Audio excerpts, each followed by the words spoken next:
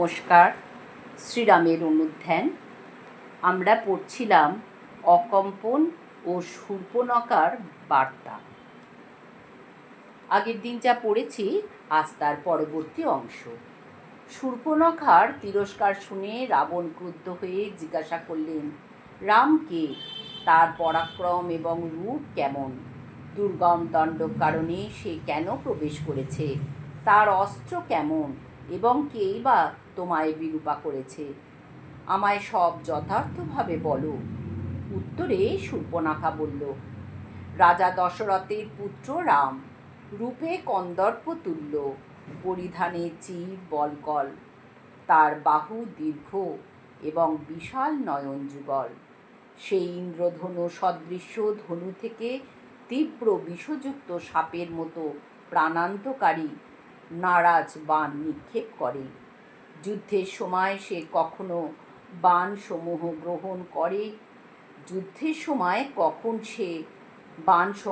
গ্রহণ করে, কখন ধনু আকর্ষণ করে, কখন বাণ নিক্ষেপ করে, কিছুই দেখা যায় না।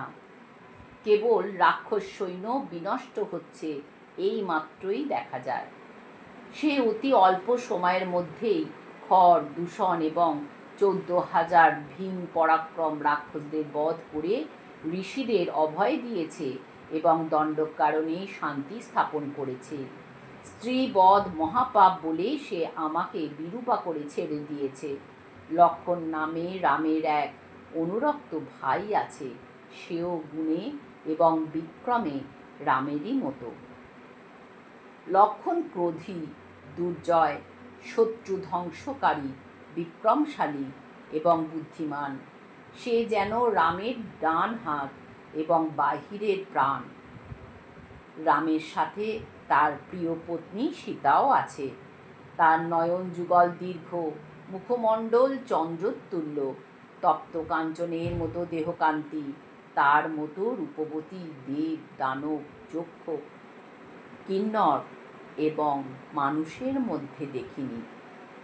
সীতা তোমারই ভার্যা হওয়ার উপযুক্ত।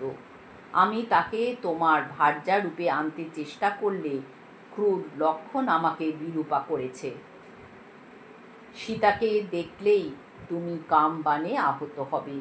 তুমি যদি তাকে ভার্যা রূপে পেতে চাও তবে এখনই রামকে জয় করবার জন্য যাত্রা করো। আজ এই পর্যন্ত। আগামী দিন আমরা পড়ব মারীচ সমীপে রাবণ। হরি ওম তৎসৎ। শ্রীরামকৃষ্ণার্পণমস্তু।